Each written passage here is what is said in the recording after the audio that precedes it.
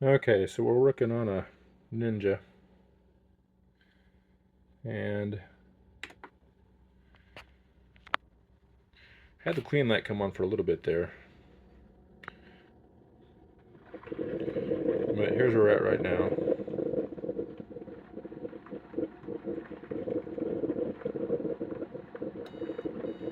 And there you hear the 5 beeps. So I have tried the method that someone else had mentioned on here where you remove this, take the stuff off, flip it over, and then you put your finger in the hole inside here and just turn it upside down and empty it out. And it worked once, but it has not worked since. So I'm going to actually take this thing apart, going to show you that, and see if I can't figure out why it's doing that and fix it. Okay, working on that coffee maker some more. So these are the screws we're going to get out. As you can see, some of them, like that one there, a little different setup. So it's going to take a little more work to get those out. This is a set I'd highly recommend. It's from ifixit. And as you can see, it's got a whole bunch of different bits in there. And so I'm going to guess we're going to probably use maybe that bit there or there. Because if you look at that thing there, it does actually have a hole in it. It's kind of one of the safety guard things. So I'm going to get this up now. Okay, so it was the TR10, this one here. And you can see it does have a hole in it. It was just that one and that one that we had that issue with. Now we're ready to just start to remove this base cover. And there are a total of 8 screws in the bottom of this. Okay, so this is what it looks like. I just used a screwdriver and kind of just wedged my way around that lip like that until I could really get the plastic piece up. The cord does have to be slid down a little bit once you get it moving. So, on that plastic piece there. Okay, so I just removed that screw, that screw. There's one down in there. As you can kind of see, I believe that one down in the middle is just a little bit bigger than the other two, so keep that in mind. And then there were these red and blue wires that were kind of attached up in here on that, and then right up in here that I also removed. We're just kind of slid off to the side. So now I'm going to go ahead and take these off, because I think this is what's holding this piece on now, those 2 clamps. I might take this one off as well. Okay, so those 2 things you can actually just push out of those 2 holes there. It comes out pretty easily, you just have to push down on it and that pops out. And then I also pulled this tube off. You can just use your fingers, squeeze that, and get it past that point. But I don't know if you can see down in there or not, but there is some gunk and stuff in there. I imagine there's going to be a lot of gunk inside this, so I'm going to pull those 2 screws off there, see what I got in there, and then keep moving on. Okay, I think this is my issue. I was able just to pull this off by hand, and all that white crap in there, and then if you look down in there, you can see there's even more of that stuff. So I'm not sure how I want to clean this out yet. I might just vacuum it out maybe. That might be the easiest. But I'm sure that has got to be my problem, because it's just as clogged down in there. And I think if I get that taken care of, I think I'll be back to normal actually. So, and again, you had to pull kind of hard on this piece here to get it out, but it wasn't super hard. Like, I didn't have to use any prying tools or anything. Okay, this is just going to stick my hand down in there, and you can kind of see the flakes. Again, I'm not sure if I want to pull this piece out or not. There's, looks like, I think 3 screws down there that I have to get to. And then, of course, they got the wires attached on the sides. So if I can try to avoid pulling this out, I think I will. Because, like I said, I think it's just right down in there. The other piece, again, not sure how that plastic was supposed to be, if it has come off there or not. But it definitely is a lot cleaner than it was. I did get all those little white flecks and dirt and crap out of it. So I think that piece is okay, at least for now. But yeah, if I can get a vacuum and get that sucked out, I think that might be my best bet. Okay, so I did decide to go ahead and get that out. I don't know if you can see down in there or not. With the light, it causes things to change a little bit. This is what I used. I used an extension on the ifixit with a screw hanging on the end of it. Just have to kind of push that thing in and squeeze it down for it to catch. Unfortunately, it's no longer magnetic. It's just being held in by that, so that's kind of an issue. I might be able to get it out with just this part with a magnet, and I think that's what I'm going to try to get those screws out. Okay, so I did vacuum it. I'll show you the vacuum here in a minute. But you can kind of see, it did kind of clear it out some.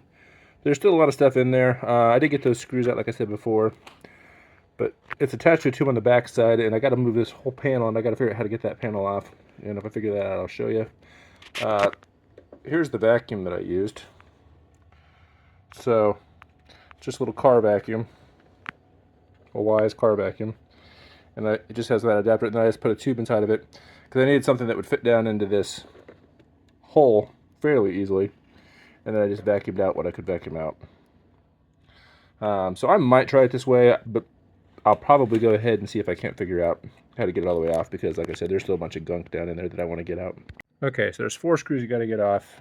This one is hidden behind that black piece. Take a screwdriver, you have to get that out, and you can kind of see that it has a little guide thing there, but it's a Phillips head screw. The other ones are, whether you see or not, but they're right up in there. There's 4 of them on that outside edge. 1 in each corner. You gotta pull those off. Way up in there. And then once we pull this off, we should be able to have access to this panel here, which would be good. So there are 2 more screws that have to come off. There's one here and one there. And you do have to yank kind of hard. I did end up breaking on this corner here. This piece broke off. I don't think it's that big a deal, honestly. But I was able to get this off, and now I'm onto that tube. And you can see that tube has some wonderful sludge in it. So I'm definitely going to pull that off. And that should help me get to my heater, which is what I've been wanting to get this whole thing in time. So just going to unhook that there. Squeeze that down. Okay, so once you unhook it from that end, it just slides right out. I didn't have to pull any of these screws out here, I don't believe. Yeah, I might have had to pull those out. I'll double check and let you know here in a minute. But yeah, it just came right up. And so now I'm able to easily access it. Again, you don't want to disconnect any of those wires. I'm going to definitely clean out all that you can see there, and hopefully get a chance to scrub that a little more now that it's more accessible. Okay, so to get this tube off, it was kind of stuck on there pretty good. I would just simply get my screwdriver up underneath that edge and just lift it up a little bit, and I was able to kind of jar it free, and then I was able to just kind of work it. But you can definitely see there's still some gunk in there that needs to be taken care of. And there's still some gunk in there that needs to be taken care of. Okay, so to clean the tube, I did get a pretty good job getting that tube cleaned. I ran the water just straight through it, and then what I would do is, if there were some clumps in there, I'd either use a toothpick if I could get to it, or if it was like in the middle, I would just pinch where it was, and it would cause it to break up a little more since this is pretty flexible, and I just keep pinching and pinching and just running it a little bit longer. And it definitely got a bunch of crap out of there, so onto the heater. Okay, so I let this sit overnight. I just put this in vinegar, and I have this bottle on top just to keep it all down. But I don't know if you can see in there, but it's definitely holding everything down. Again, I left this like this for about 12 hours. So you can definitely see that there's some stuff down in there. Hopefully that'll clean it out. I'll wash it off with water again before I install all that stuff back together. Alright, so I just ran a bunch of water through those everywhere, and I kind of scrubbed it with that toothbrush I had earlier, that old toothbrush. You can see it did a fairly good job, I think, of getting things cleaned up. So again, that is what it is. I'm not going to be able to do a whole lot more. I scraped that with a screwdriver and everything. I probably could have used a wire brush or something, but I didn't have one available. So we're just going to go ahead and leave it as is. I know how to take it apart now if I need to. So don't forget to put your ring back in. I'll do this one-handed. So get the ring back in, and then we'll put this piece back on top. Again, it only goes one way because it's got that rectangle piece on the side, and we'll put those screws in there. Okay, so I got that back on there installed. For me, and probably for you as well if you do this, the easiest thing was to take that rubber gasket that I had and you put it on around the black part and then you slide it in. Otherwise you might get caught or wedged in there with the metal. So I just stuck it in on the black part side, that black piece's side, and then pushed it in. And it went right in easily. Okay, I put that on, and again, I just squeeze it by hand. I don't think this one has to be turned in any direction. Before I forget, you did have to pull those 3 screws that I pulled away earlier that I thought I didn't have to in order to get this thing out. So I was doing it correctly, I guess. Okay, next, before I install that heater again, I'm going to put this one back down in there while I have the room to get it in. And again, it's just going to go right there. I'm going to squeeze it on. I'll probably turn those things around so I can squeeze them and then turn them back after the clamp there. Okay, so I got that one done in there. That one was a little tricky since there wasn't a lot of room to work with. I did use a screwdriver, so I pinched it with my finger and then I put the screwdriver on the back side and push down. And then once you get it past that point, you can actually push it down wherever you need to push it down for the most part. But you can definitely see that it's on because you can see where the black is and where it is in comparison to that black tube that's surrounding.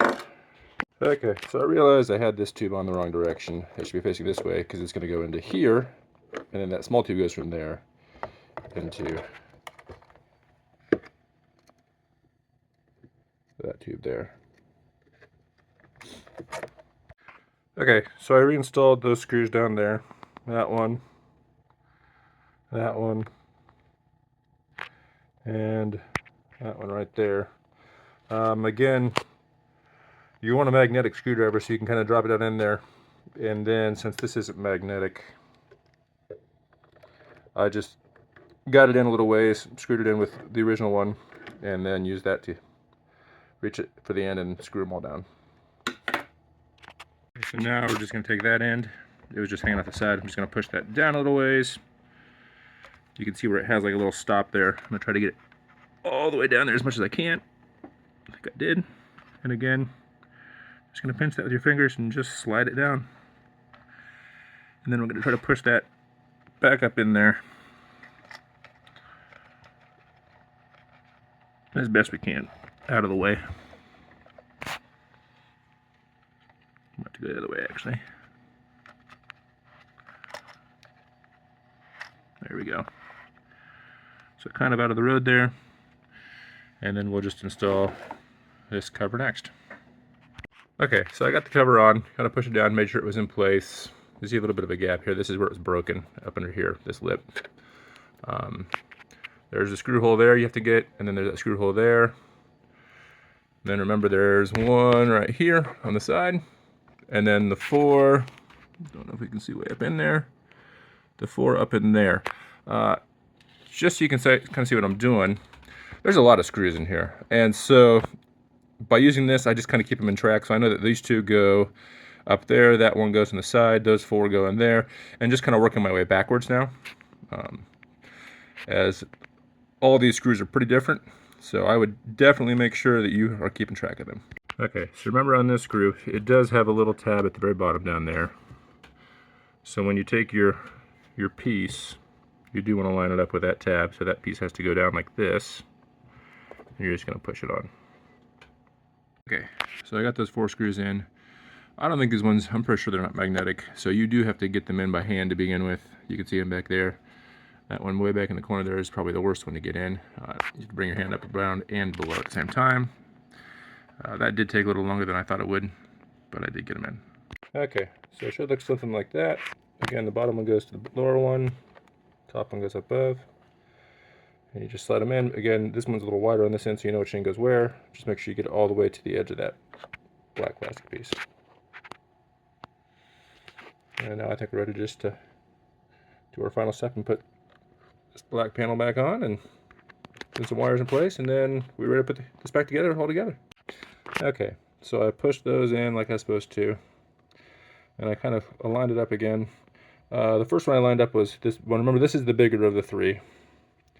And then I did that one. Kind of make sure your wires are out of the way. And then I did this one. And again, I wrap those wires back up. There's a little clip there. It goes up over this and then down below that. Just kind of watch your wires where they are. And then this, again, if you've not connected this yet, you probably should have connected this earlier, but you probably still can connect it now as long as you remember to get it there. And we're ready to put the top on now, I believe, so. Might put a few wires in. I think there's some wires supposed to go in here, so I might do that too. Alright, got the top on. Again, I just kind of slid this thing down as I was pulling, made sure it was inside there. Just kind of pulled on this as I was hanging onto that as I was sliding this part through there, because again, it's got to go through that plastic there. Don't forget these ones, that one there, and I believe that one there are the two that are a little different. The last three on each side, top and bottom, are just Phillips heads. So